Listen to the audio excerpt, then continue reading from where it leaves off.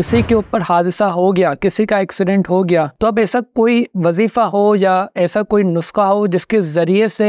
اس وقت جو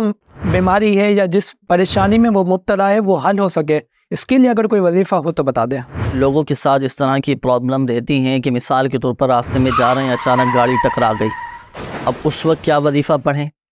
اچانک بائک چلاتے چلاتے جا رہے ہیں، ایک دم گر جاتے ہیں، اس وقت کیا وظیفہ پڑھیں؟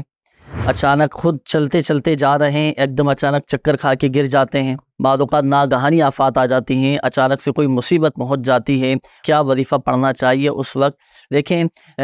اپنے معمولات میں یہ چیزیں شامل کر لیں، کیونکہ بندہ جب اچانک کوئی مصیبت آتی ہے نا تو بے ساختہ زبان سے نکلتا ہے یا اللہ خیر، یا اللہ رحم فرما، یا اللہ کرم فرما، تو یہ جملے ادا کرنے چاہیے، دعا بھی کرنا چاہیے۔ لیکن ایک ایسا وظیفہ آج میں ناظرین کو عرض کروں کہ مصیبت کے وقت اگر وہ پڑھ لیا جائے نا وظیفہ، اور اتنا مشکل نہیں ہے، چھوٹا سا وظیفہ ہے، یہ وظیفہ پڑھ لیں انشاءاللہ الکریم آپ کی حفاظت بھی رہے گی، اور پھر یہ کہ اللہ تبارک و تعالی اس وظیفے کی برکت سے پریشانی بھی دور فرما دے گا، اور جو نقصان ہوا ہے نا تو اس وظیفے کی برکت سے اللہ تبارک و تعالی اس کا بدل بھی عطا فرما دے گا۔ فرمان مصطفیٰ صلی اللہ تعالی علیہ وآلہ وسلم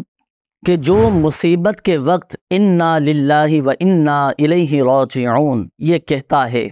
تو اللہ تبارک و تعالی اس کی پریشانی دور فرما دیتا ہے، اور اس کے کام کا انجام اچھا فرما دیتا ہے، اور اسے ایسا بدل عطا فرماتا ہے کہ جس پر وہ شخص راضی ہو جاتا ہے۔ اللہ اکبر۔